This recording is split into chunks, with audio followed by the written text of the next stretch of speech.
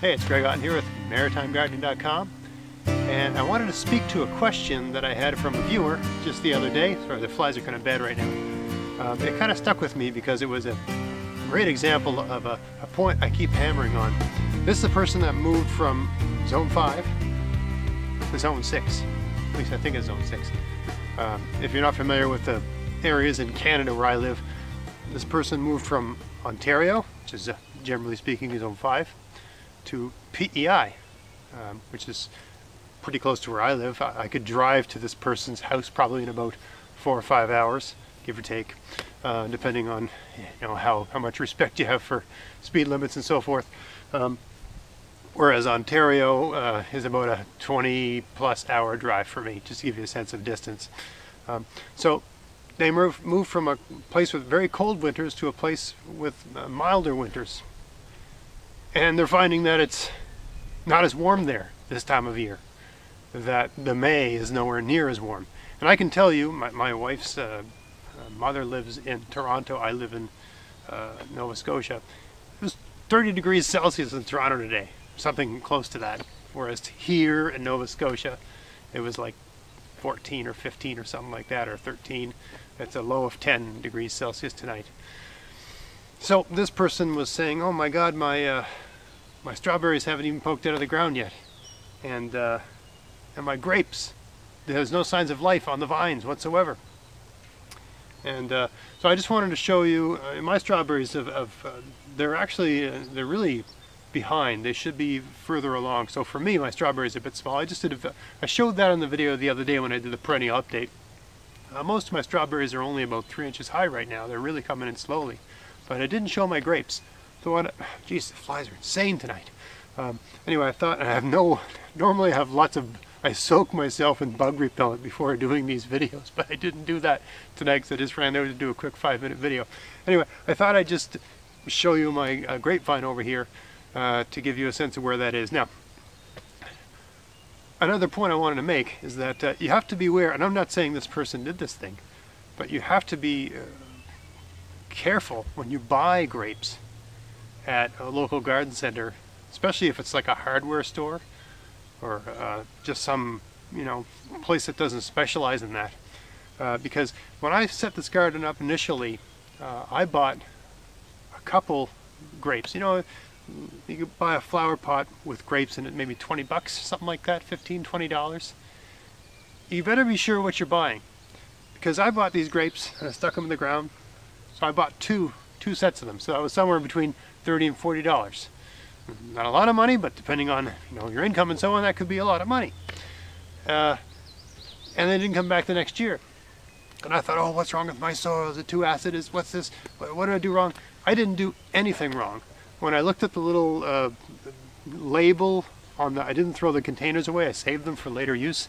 When I looked at the package that came with them, it said that they were Zone 7 grapes. That's like Washington, D.C. or something like that. South of here. Well, south of here. The grapes the hardware store was selling 30 minutes from my house, that's supposed to be providing products for use in this area, they were selling a variety of grapes that couldn't survive the winter. Ridiculous. You have to be careful of things like that. The next year I got a bit smarter. I went to a proper garden center. I made sure I read the labels, and I got some grapes that I think the variety I've got right now is good to Zone 4, and I'm in Zone 6, so it's all cool. And if you buy grapes from my sponsor, Vessi Seeds, of course, that's what they're all about, providing varieties that are well suited to the particular climate here, right? And this listener's in PEI, which is where Vessi Seeds is. So you're going to get the best possible grapes you can get if you get them from there, because they're all about finding varieties that are well suited to the maritime conditions and so on. So come with me and have a look at my grapes. I'm just going to show you where they are, the stage they're at, stage of growth. Alright, so here's the one grape plant I have. I think this one's good to Zone 4. And I could still use a little bit of pruning. I pruned it already once this year, but I think I could use another go. A little bit too much vine there. And I use these grapes for a lot of things. I use the leaves in pickling, but I also eat the grapes. I think that's going to be a really good year this year. But just to give you a sense of, zoom this in a little bit here. Alright, I had to switch to handheld. I gotta do this quick because I'm gonna get eaten alive here. Anyway, these buds, here's a bud.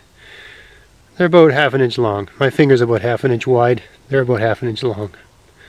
Right, there's one right there. There's another one right there. Right, 1/2 inch, give or take. And another leaf right there, about the width of my finger, about 1/2 inch long. That's where mine are. Hope that helps. Alright, so I hope that was useful, gave you a couple ideas. I don't know why, just for whatever reason I thought I should answer that question before I forget about it. I don't always answer viewer questions directly on videos and stuff like that, but it was the sort of thing I think they needed to see, and it was just on my mind. It was a good example of a comment or a point I've been making lately about zones and heat. Just because you're in zone 5 doesn't mean the season's going to be at the same place as zone 6. There's a lot of people in zone 5s that their spring is actually ahead of zone 6. It really depends on other things, right? How cold it gets in the winter really doesn't have a lot to do with how warm it gets in the summer. They're related. One is a proxy for the other, but the one is not a perfect measurement of the other.